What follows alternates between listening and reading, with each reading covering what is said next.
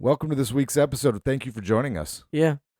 We talk about a lot of stuff. We go all over the place, but really, this is mainly focused on the new baby that has joined our family. We won't leak his name yet, but you can, if you just listen, then you'll be able to hear it. Yeah, we're not going to make you wait too long, but we aren't going to divulge it during the introduction. We talk about my mom, Dr. Haldwin. We do. We talk about some movies. We talk about Real little bit about the TSA. Yeah. We talk about just some old school stories, like some memories about the 4th of July. Yeah. And Brandon, hit it.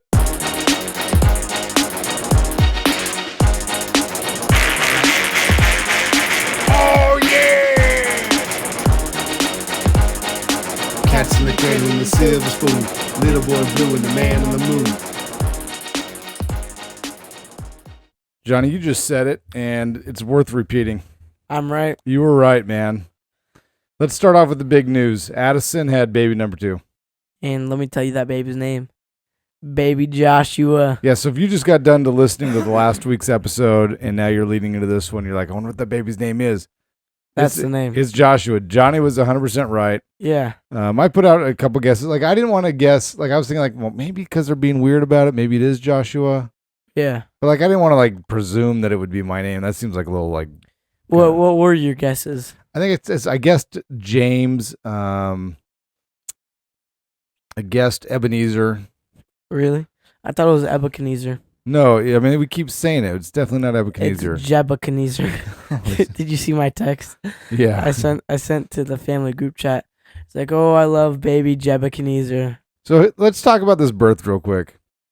So I'm up there last weekend with Renee, Father's Day weekend. I'm up there thinking like, okay, this is going to happen. It clearly did not happen. Clearly. And so I get they gave me a Father's Day card where they spilled the beans like, hey, it's going to be Baby J, right, Joshua? Yeah. And so we come home, and then all of a sudden, like it's probably Tuesday, and Renee says, I'm going back up there. I'm gonna make her a witch's brew. We're gonna induce this labor. Yeah. And I got no problem with that. Other than she should have done that on Saturday when we were there. Like, why you couldn't have busted that thing out? Like, hey, let's witch brew this sucker. Like, come on, man. Why you gotta do me like this? And so we're gone. Like you, me, David, Ralph, we're gone. Like we are in the mountains in Southern California. No, I don't have my phone. Ralph doesn't have his phone. We're pretending to be pioneers for a few days, which was awesome. It was a lot of fun. But like, I was there just a couple days ago. Like, come on, man. Like I'm Grandpa. Yeah, we can't. Like, yeah, I don't know. I'm Grandpa Homer. You are Grandpa Homer. I still haven't seen this little man cub, man. I got to see this guy. Yeah. We're gonna have to wait till the 4th of July. That's when we're gonna meet him. It's gonna be awesome. Are we going? What part of Utah are we going? We fly into Salt Lake.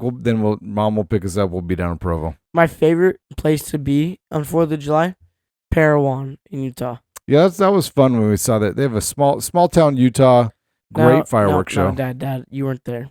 You weren't there for this I've one. been there before. I've been there for that. Not for this one. No, you're right. Story time. All right, that's all. We didn't even finish the birth story. Oh, okay. Go ahead, story time. We'll get back into birth. So basically, it's the 4th of July. You know. America. Before it gets America, born in the USA. But before it's nighttime, we're driving to Tropical Smoothie. We see a fire in the distance. We're boy. Oh wow, that's pretty cool. We get Tropical Smoothie, fire's out. You're like, oh, firefighters are cool.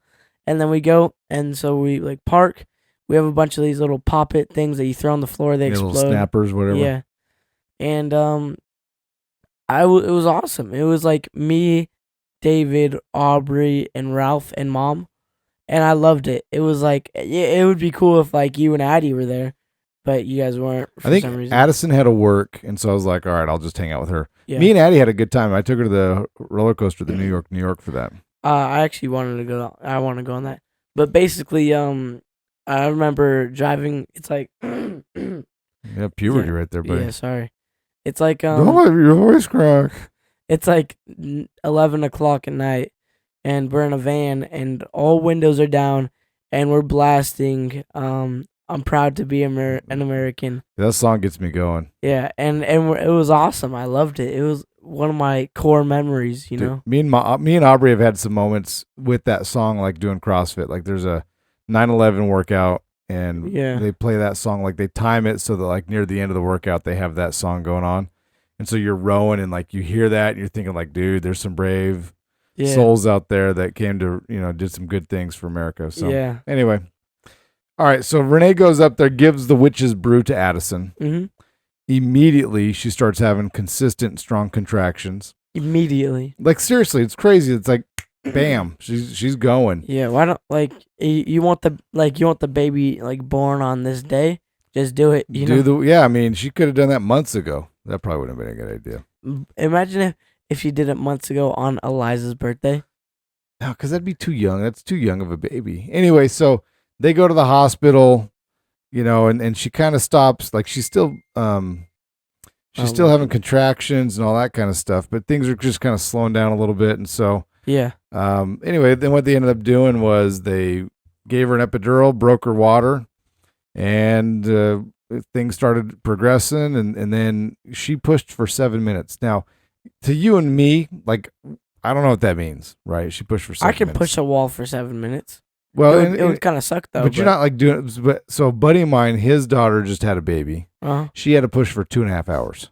Oh my goodness. So I'll take a 7-minute push. That seems kind of unfair versus 2.5 hours. I can push poop for 2.5 hours. I mean, that's a big bowel movement right there. Yeah.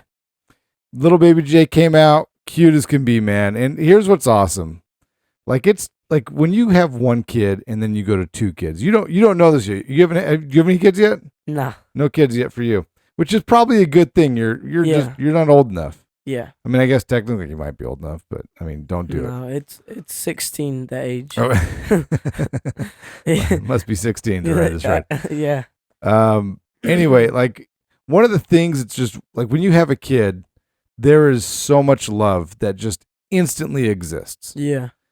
And so when I first had Addison, like you love her so much, and like it's hard to put in words that feeling of love, like how grand it is, because like you've never felt something so great in your life. It is a grand old time. And so then when you're having another one, part of me was like, we're having another one. Like, how can I love this one as much as I love this first one? Is that even possible? And then it's amazing because love multiplies. You're like, all my love is to this baby, and then boom, all my love is to both of these babies. And it's crazy because it's not like, oh, now my love is split 50-50. It's 100-100. Yeah. And then 300 for the wife. Yeah. And then you guys came along, and that's when it kind of started to slow down. Yeah. Then it's like, it's like, David 75, me 50, Ralph 25. Yeah. I mean, that's probably actually too much. Like, because you guys need to just add up to 100 at that point. Oh my gosh. But even think about it like this. Like think about when a baby Eliza was born. Yeah. And like when she comes into like, how much do you love that girl? I love her. Like we would kill anybody that did anything wrong to her. Yeah. Well, I would. It says in the scriptures not to kill and to love thy enemies. Yeah, I know. It says would that. Be so hard. And I would love them to an early grave. Is what I would do. I would love them so much. You would do them the deed of sending them to heaven. I would send them to God sooner than later, so they could meet that maker. But it's like it's crazy because we love that girl so much. She's so cute. Like Renee's up there, and the baby's being born like in the middle of the night. They didn't really have anybody that could come over and watch. So Renee's hanging out with Eliza. Did Addie put on makeup in the middle of the night? I don't know if she did. I don't know. I don't know. Didn't Mom put on? I'll tell that story in a second. So Renee's hanging out with Eliza for basically like 2.5, 3 days. Yeah. And at one point, Renee's like, I got to go to the store, buy a bunch of stuff because these guys, they need some more food in their cupboards. And so they're at the store, and Eliza is just nonstop. Hi to everybody she sees, even the crotchety old people that are like, "Rrr." Yeah. She's like, hi. They're like melting because there's this cute girl that's just saying hi. I love it. We got to get her on the podcast. Yeah, she's gonna be like, hi, hey. Yeah. I mean, maybe we need to wait a little bit so she can like tell a story or two, but it's worth contemplating. Dr. Seuss. I like green eggs and ham. So you want to hear the story about Renee putting on makeup while she's going through labor? Yeah, but after I tell a story real quick. Go for it. So last night, I go over to Dave's room, like, night, Dave. He's like, hey, come here real quick. And me and him engage in a full-on battle. Like you were fighting wrestling or what? Wrestling. We were wrestling. Okay. How'd you do? I put him in a chokehold twice. Did you really? Yeah. Oh my gosh. Yeah. He was like, he got. So he had to tap out. Yeah, he tapped out twice. Did he like, all right, you got him in the chokehold. Did he think he could get out of it? He's like, I'm like, oh, okay, buddy, you're done. And he's like, I'm like, you're going to go to sleep. You better get ready to tap out. And he's like squirming, and, he's like, I'm not going to tap out. And the next thing you know, he's like tapping on my arm. I'm like, okay. And then he's on the floor. He's laying down. He's like laying down on the floor. I'm like, yeah, I go to help him up. And then he goes at me again. And I just do it right again. So let me just set the picture for you, right? So David is almost 18. Yeah, 4 years older than me. And what are you weighing in at? 135. So he has about 25 to 30 pounds on you. Yeah. And 4 years on you. And he's strong. Like he's strong. His bench is pretty, he's like a 220 max, I think is where he got. You're like, I mean, you're not lifting a ton of weights yet, so you'll get yours up pretty soon. But yeah. But that's pretty impressive. Now, the difference that I think, like if you were like for real on the street and you're punching, yeah, then it would be way different. Different story. Yeah. But the fact that you're still able to get him in a chokehold, like it does, like I think in the street fight, like as long as you can absorb a couple of those punches and then get to the ground, that's where you then have an advantage. Yeah. That's crazy because you haven't been doing jujitsu for very long. Yeah, I know, it is crazy.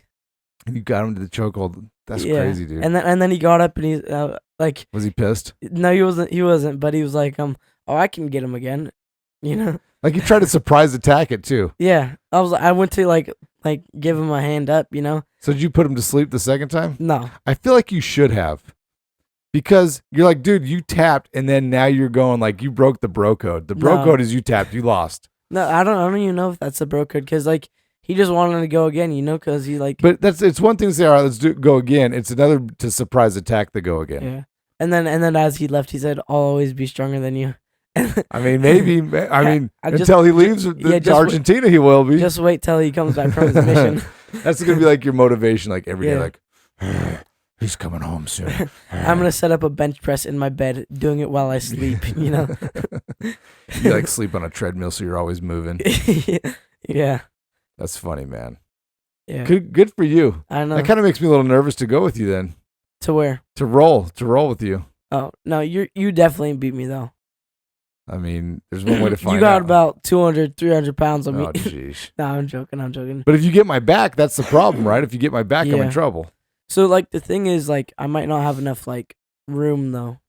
Because I'm so fat. You do have wider hips. Compliment. And compliment. Yeah. Yeah, I don't know. Okay, tell the story about mom. All right, so we're having Addison. Addison's being born, and so I'm in summer school for college. Yeah. And it's near finals time. Like, in fact, I think finals are coming up like the next day or two. Yeah. And Renee went on a walk with her mom and sisters that night. And so she's out chilling, just having a walk. And then she comes home and she's like, man, I don't know. Like, I think it might be tonight. We're like, all right. I mean, maybe. I don't know. Yeah. So she starts having contractions, but they're like so sporadic. They're far apart. And she's like, well, I'm just going to go to sleep because if it's going to happen, I need my energy. Yeah. And so she wakes up probably about 2 or so in the morning. Mm-hmm. And they're starting to get pretty intense. Now, mind you, I'm asleep the entire time. Yeah. Not because I'm being a bad husband. I'm just sleeping through. Like, I have no idea. Like, she's just being quiet. She's not in our room. She's just pacing when they happen. And so probably about 5:30, she comes over and she taps me. She like wakes me up. She goes, Josh, I think it's time. I think we're going to have this baby. Yeah. And I'm like, all right, well, like, tell me, like, how many, are you having contractions a lot? She's like, yeah. Oh, how often? She goes, I don't know. I think like every 5 minutes. Okay, how long are they lasting? I don't know, like 20, maybe 30 seconds. I'm like, okay, cool. Tell me when the next one begins. And so it begins. And I'm trying to be like this. Like, you have no idea what to do. Yeah. As we are so dumb as guys. You have no idea what to do. So I'm like trying to rub her shoulder. She's like, don't touch me. And I'm like, heaven help me. Like, I don't know. I'm just trying to help. So what she's trying to do is breathe through it because it's apparently it's pretty intense pain. Yeah. So she's trying to breathe through it. She's like kind of pacing and like doing some like, like, intense breathing. And so the contraction stops, and I go, okay, cool. How long do you think that was? She's like, I don't know, like 15, 20 seconds. I'm like, that was a minute. And she's like, okay. Yeah. And I go, tell me when the next one begins. So it begins, and then it stops after going on for a minute. I go, how long do you think the time was between those? She goes, I don't know, like 4 or 5 minutes. I'm like, that was 2 minutes. Like, Renee, we got to go. Like, we need to go to the hospital now. Yeah. And she goes, all right, I'm going to go get my makeup on. And I'm like, babe, like, we got to go. She's like, Josh, I'm going to have to be in the hospital. So she has like beta strep or whatever. I don't know. So she's I want to look good for this baby. She's like, I'm going to be in the hospital for like 2 or 3 days. I want to look good while I'm in there. Yeah. And kudos. Because like we've seen some pictures of people going through birth, and you're like, ooh, like, what happened to you, man? The baby or the mom? Both. Yeah. Look, and like, no offense to baby Jay. Most newborns, and I will throw him in the mix, don't look wonderful right as they come out. Does he look wonderful? Right out of the womb, he did not look good. Yeah. Like, like your face is squishy, and part of that's cute. Part of that's adorable. Yeah. But like looking at the pictures of him today, like as we get more and more pictures, dude's a cute kid, man. Yeah. He's kind of a beast. He's like a huge horse. It's like the perfect mix, because Brandon has an extremely athletic body, and Addie has an extremely athletic personality, and she's super competitive. So when you combine those two, Terminator. Yeah, Terminator. I mean, right? They just created Terminator. Yeah. Yeah. You better not be competing against. Let's just hope he has that mentality of like killer, like Mamba. Yeah. Like, let's go. Yeah. I guess, can he be Black Mamba? He's probably gonna be White Mamba. White chocolate. When I play basketball, some of my buddies, they call me White Rhino. White Rhino? Yeah, I'm the White Rhino. Why? I don't know. You like to just like ram into people. I am a bit of a bulldog. I mean, not like, I don't like foul it. Well, maybe I do. I mean, depending on, but like, I'm a beast on the boards. Now, like the guys that I play with, like I'm considered a big man. Yeah. I'm not even 6 feet tall. But that's fine. Like that's good. Like a lot of them are like 5'6", 5'7", 5'9", 5'10", whatever. But I can still jump and I can box out pretty well. So yeah, we had a tournament. This was probably like 15 years ago. We have a buddy, he has a court in his house. And so we had a tournament at his house. And so they had 4 guys that were the captains. I was the first pick. I was super honored at that. Really? And it wasn't for my offensive prowess. It was because of my defense and rebounds. That's what I do, man.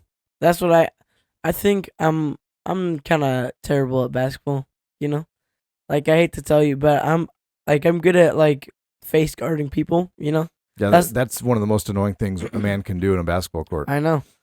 Yeah, so like that, like every single time I play against Ralph, I just face guard the crap out of him, Yeah, he doesn't like that. Yeah, he's like, stop face guarding me, man.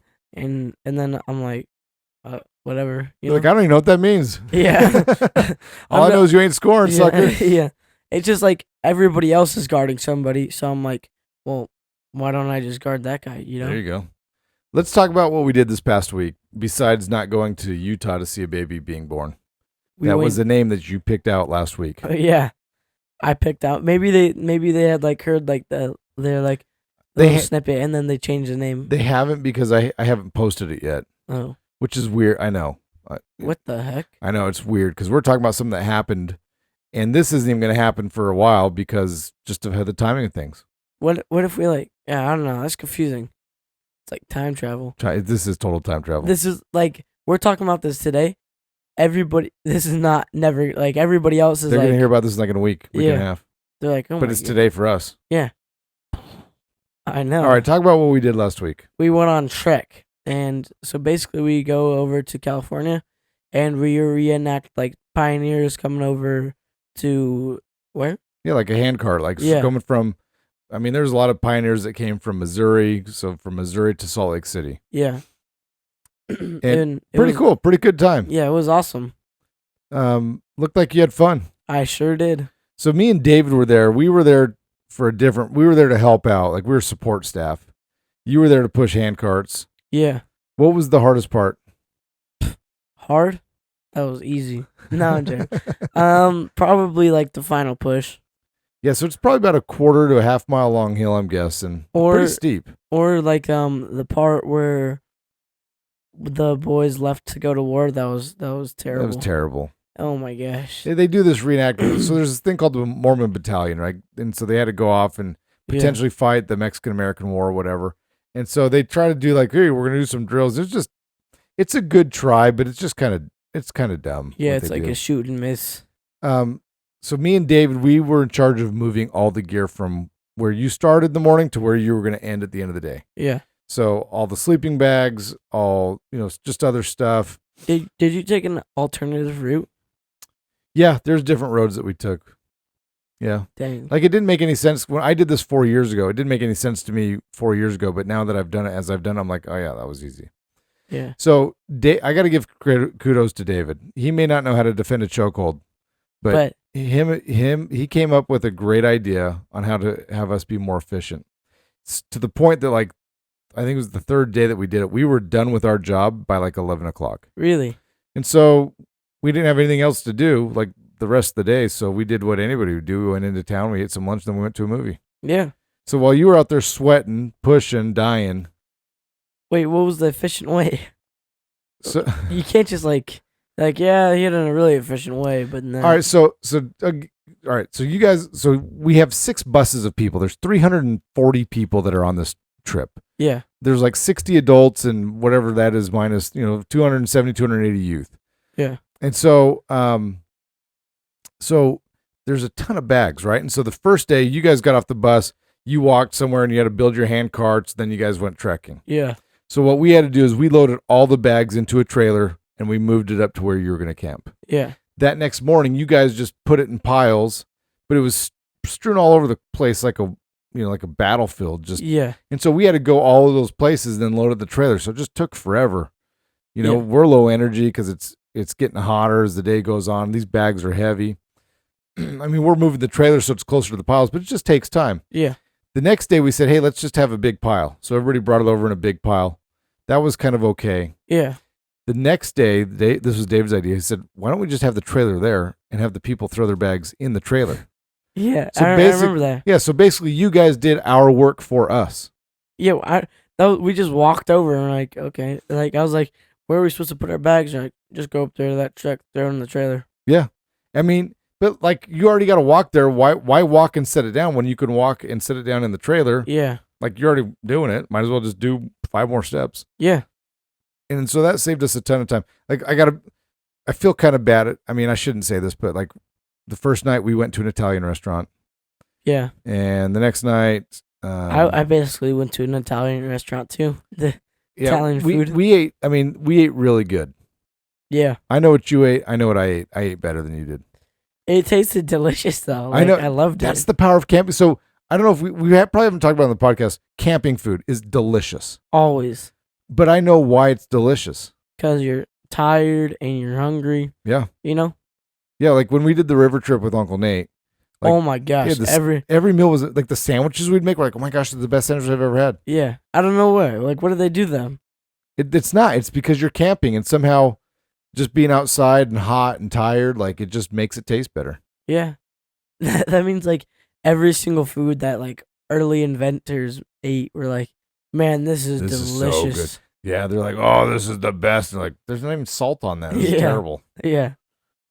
All right, there's one thing I want us to talk about. Yeah. In fact, let's have this be let's lead into a sponsorship moment because I thought of this as I was watching the movie while you were pushing a hand cart. Oh, yeah.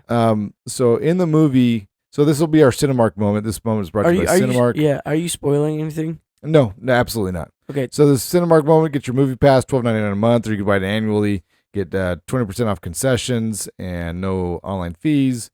So there you go. So I watched How to Train Your Dragon. Lincoln was hyping it up of like, this movie's amazing. I will say it was good. Yeah. It was a solid, good movie. If I had kids that I loved, I would 100% take you to that movie. Big if. Yeah. I mean, it's if you're listening, like, oh, should we go see this? Yes, you should 100% go watch it. It's a good movie. They had a preview for the new Superman. Oh yeah. And so as I was looking at it, I'm like, okay, Clark Kent, he just has scruffy hair and glasses. I know, I saw that. Superman, no glasses, nice hair. Yeah. Okay. Batman / Bruce Wayne, like he at least has a mask covering. Yeah. And then somehow he like does like the super deep voice or whatever, Yeah. I'm Batman. I don't know how he does that. But it's like how can people not see Clark Kent and be like, well, that's Clark Kent, that's Superman? Like, it's the dumbest thing. Like, how do you not understand that that's Superman? I don't get it. I have no idea. And guess what? He walks outside of his newspaper thing, and he just rips off his shirt, and he's Superman.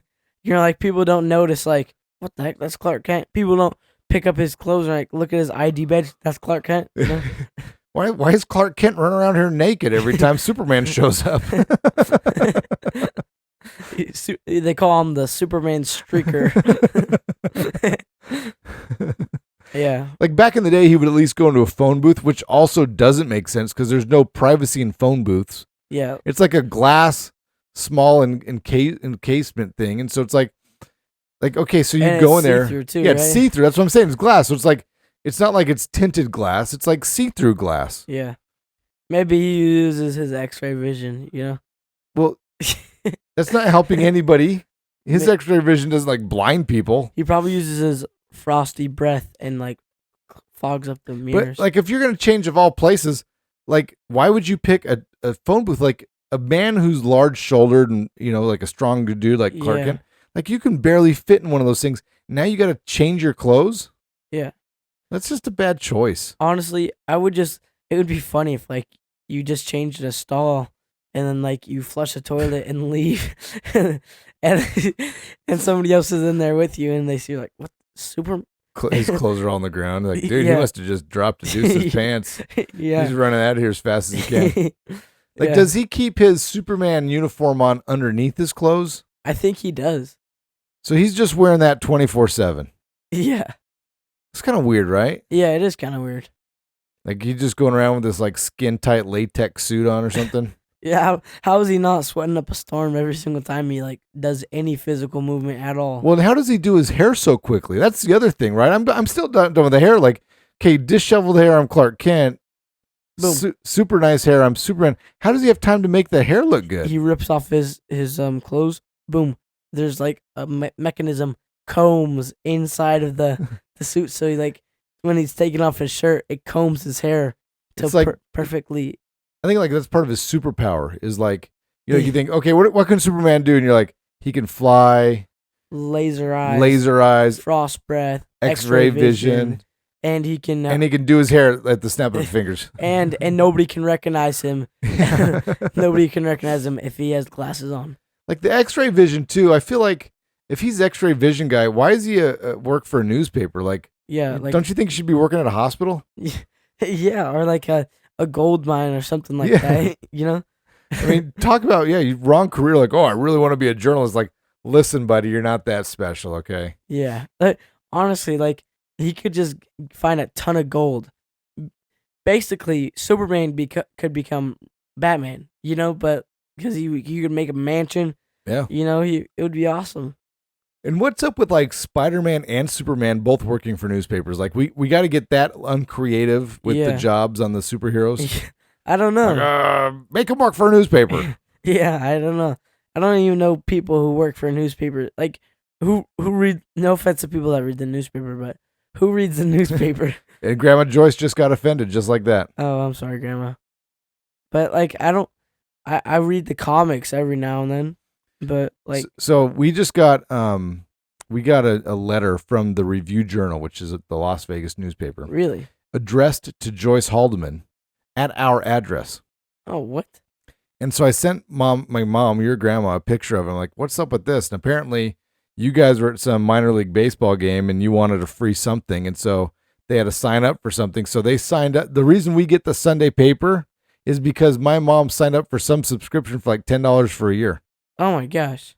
Now we know why we get the newspaper. I wondered for the longest time, why are we getting do they just bring it to us just for fun? I thought they actually just gave us free newspapers. I was like, what? I guess they're just doing that now. Yeah. Yeah, that's crazy. Did you watch any movies you want to talk about? How to Train Your Dragon. The cartoon version? One, yeah. It was okay. I have an assignment of a movie for you to watch. What? The Last of the Mohicans. I think I might have seen it. You haven't. I think you can watch it on Hulu, maybe on Amazon, but I want you to watch it. It came out in 1992. It's a long one. It's kind of slow at times. What's it about? The Last Mohican. It's so during the Revolutionary War, not even the Revolutionary it's a war movie? So it's like a war/Indian movie. So it's during the early settlement. No more. I'll watch it. All right, there you go. And there is a love story component in there. Never mind. I'm not watching it. But it's a good movie. I'll watch it. It's a really good movie. There's another movie. I can't remember. It's Stand By Me, maybe. Oh yeah, great movie. It's the one when we're trying to find the dead kid. I don't know. And they tell the story about the pie eating contest. Oh yes, and then they throw up on everybody. Yeah. And they shoot a gun at the very end. Yeah. And they also comb their hair on the bridge and drop the comb. Yeah, all these are good things. Why did you bring that up? I don't know. It's just nostalgic. All right, let's talk about our sponsor, Doc R. Haldwin, LLC. Bringing you happiness, healing, and health in a myriad of ways. You can call her at 702-258-7860.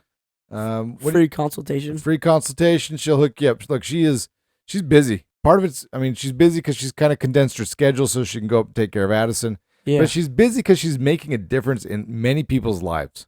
And that could be you. It should be you. Just call her up. What are you waiting on? It's a free consultation. Free. Yeah, what part of free don't you like? Yeah. You can pay her for the consultation if you'd like. Yeah. But she's going to say, no, it's free, silly goose. Yeah. And then, yeah, it's awesome. So I was talking to her, what people should expect. I know that we've kind of talked about this with her in the past, but it's worth bringing up again. Yeah. Is when you come to her, you should expect to come in a succession of come twice a week for 2 to 3 weeks. And in that time, you should begin to have a significant improvement in whatever symptoms you're dealing with. Yeah. And she was telling me of a patient she had where she's like, I just don't know. I don't know if I'm getting any better. And she's like, I treated you one time. That's like going to the gym one time and expecting to have a 6-pack. Yeah.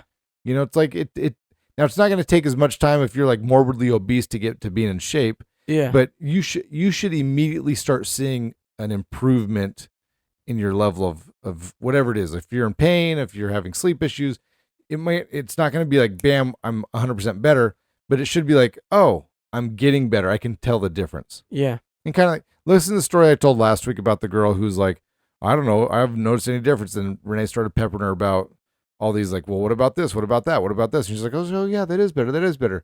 So it works. Like you got acupuncture yesterday. I had bumps on my chest. Boom. Gone. Yeah. You were, and I think one of the things you said is like, I'm feeling like I'm on edge. Like you were getting to the point where you're going to be super ornery and obnoxious. Oh yeah, I think I was. And then you're like, just help me because I'm agitated. I guess agitated is kind of the word more you used. Yeah. And it helped. It sure did. Especially a week of kind of eating food that you're not really eating. It's not the best of food. Not bad, but not it's the best. It's delicious though. Anything else you want to talk about, Johnny? Nope. Hey, look, check out our social media for Sweet Baby J. And look, Eliza, oh my gosh. Yeah. Baby Eliza, my first granddaughter, loved that girl to death. She's getting a ton of teeth right now. They're so cute. She's getting teeth. But even cuter than that is how she's reacting to Baby J. She gave him kisses. Oh my gosh, she is so cute. She was kissing that sucker. Oh my gosh, I love that. Like, she's like, mwah. I'm like, oh my goodness. There's one other thing I did want to talk about. What? Okay, so I was going on my rant the other day about the TSA. Oh my gosh. I just got to bring this up. This is a reel. So I saw this reel on the gram. Yeah. And I just want to share it with you. So give this a listen. All right. Are you ready for this? Yeah. Might come in hot, but let's hear it. Just remembered something. What? TSA took my bag. Because you're spray deodorant? That happened to me. No. Took my bag in a really serious way. Took a second TSA agent. They're whispering to each other. Whose bag is this? I go, mine. They take it to the private screening area. They dump sack. I go, oh my gosh. Like what? They go, do you have a firearm? I go, pardon? Do you have a firearm? They repeat. I go, why would you say? They reach to the bottom of my bag. They pull it. They pull this thing out. They go, is this a magazine clip for a firearm? I go, what the hell's a magazine clip? the thing that you put the bullets in. I go, sir, that's a harmonica. Why did you have a harmonica? Dang. That's what we're up against. Yeah. This is a magazine clip for a guy and it's a harmonica. Oh my goodness. Right? I mean, here this guy has his whole bag dumped out because of a harmonica. Come on, man. Yeah. Let's grow up here. Yeah, let's grow up. Okay. Thank you for listening. We appreciate you. Yeah. Thank you. Bye. Oh, yeah! Cats in the cradle and the silver spoon. Little boy blue and the man on the moon. Ugh, my abs hurt. Yeah, after your workout? Yeah, they did a lot of core. But it was worth it. I like to move it, move it. You like to move it, move it.